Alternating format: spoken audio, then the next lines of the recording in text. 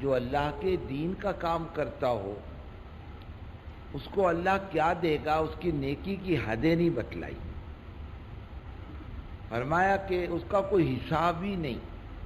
اگر اس کی نیکی کا پتہ چل جائے تو دنیا میں تحمل نہیں، مر جائے گا خوشی سے، خوشی سے مر جائے گا.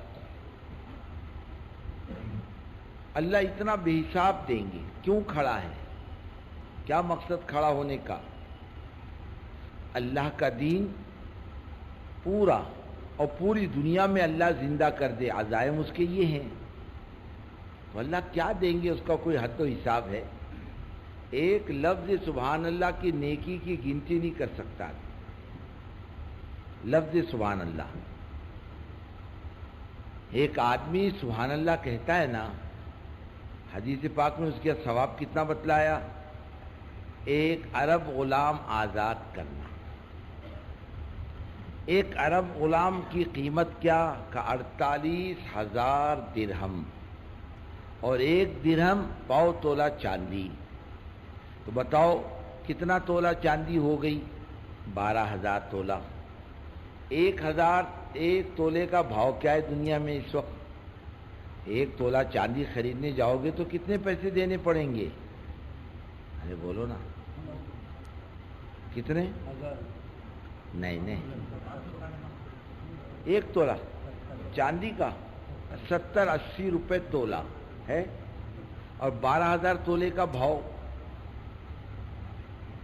یار بولو نا، حساب آتا کہ نہیں؟ ہاں، 8,60,000. اور 1 نیکی کا بدلہ 10 کا ملے گا. من جاء بالحسنہ فلہ عشر امثالہا. جو 1 نیکی کرے گا بدلہ کتنا ملے گا؟ 10. تو کیا ہوا؟ ارے بولو نا. ہاں، 8 کروڑ. اور یہی سبحان اللہ اللہ کے راستے میں نکل کر بولو، یعنی 7 لاکھ گنا زیادہ. اور نیکی کا ثواب، اعمال کا ثواب اللہ کے راستے میں 7 لاکھ سے 700 گنا زیادہ ثواب ملتا ہے. ہے کوئی آپ کا کیلکولیٹر اس کا حساب کر کے بتلا دے لفظ سبحان اللہ کی نیکی کا؟ اتنا بابرکت بول ہے. اور پورا دین، ایمان، نماز، روزہ، زکوٰۃ، حج اور اس کے متعلق جتنے اعمال ہیں اللہ سب کو زندہ کر دے. تو ایک ایک نیکی کا حساب لگاؤ تو بزرگوں کوئی دنیا میں حساب نہیں کر سکتا، اور اللہ کھول دے تو خوشی کے مارے زندہ نہیں رہ سکتا. ایک آدمی کو بتلایا تھا نا، دیہاتی تھا بیچارہ، اس کی لاٹری نکلی 5 لاکھ کی. کتنی؟ 5 لاکھ کی. اب مسلمان کی سمجھ میں یہ آتا 1 روپیہ بھرو تو 7 لاکھ لاٹری میں ملتے، اور اللہ نیکی 7 لاکھ دیتے تو اس کی سمجھ میں نہیں آتا. خدا جانے لاٹری والے کو مالدار سمجھتا کہ خدا کو مالدار سمجھتا. 5 لاکھ ملے اس کو لاٹری میں. اب ایجنٹ کو بھیجا کمپنی نے کہ بابا دیہاتی ہے ایک دم مت بول، 5 لاکھ مل گئے، تھوڑا تھوڑا بول اس کو کہ تیرے کو 10,000 ملیں گے تو کیا کرے گا، 20 ملیں گے تو کیا کرے گا. اور دیہاتی تھا، بولے بابا وہ اپنے بیل وہ چھڑا کے لوں گا، پھر زمین گیروی رکھی ہوئی اس کو نکال کے لوں گا. 30,000 ملیں گے، میری مکان کی چھت گلتی ہے اس کو ٹھیک کر کے لوں گا. بولے 50,000 روپے ملے تو، بولے بازو والے کا کھیت لوں گا. 1 لاکھ مل گئے تو میری بیٹا بیٹی کی شادی کروں گا، اور 2 لاکھ مل جائے پھر گاڑی لوں گا. اب بیان کرتے کرتے اس کو کہاں تک لایا؟ 5 لاکھ. بولے 5 لاکھ روپے ملیں گے تو، بولے 50,000 تیرے کو دے دوں گا. میرے کو دے گا؟ وہی مر گیا ایجنٹ.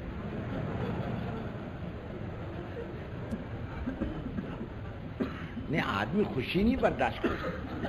تاریخ کی کتابوں میں لکھا ہے ایک شاگرد استاد کی طلب میں وہاں جا رہا تھا، تاشقند، سمرقند، بخارا.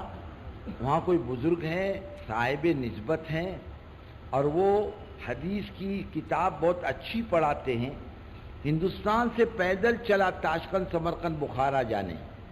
راستے میں کسی نے اطلاع کر دی تیرے اس استاد کا انتقال ہو گیا جس کے پاس تو جا رہا تھا، صدمے کے مارے اس کا انتقال ہو گیا تو میں محروم ہو گیا، حالانکہ اطلاع غلط تھی۔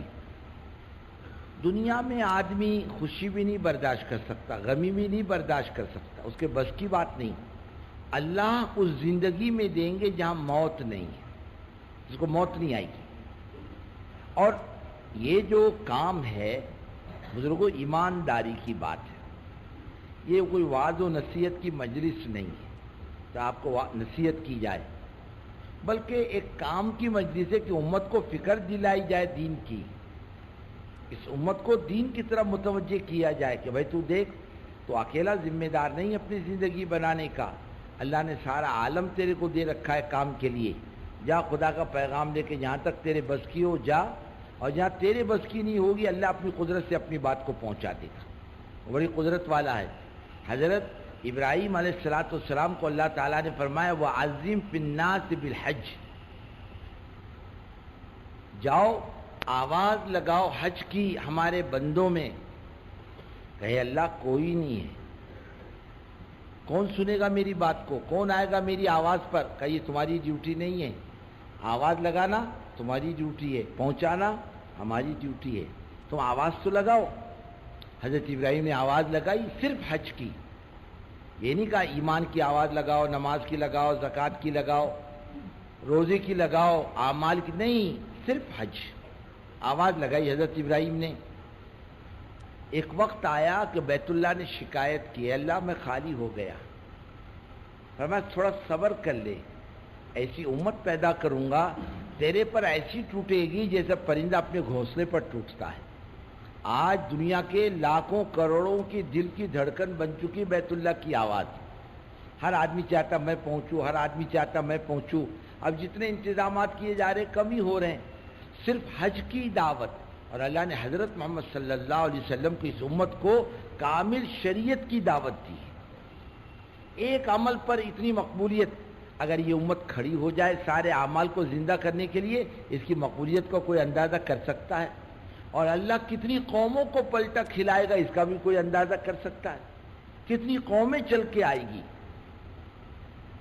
لیکن اس آواز کے پیچھے ایک قربانی تھی حضرت ابراہیم کی، ویسی قربانی اس امت کی اس دعوت کے پیچھے ہو جائے۔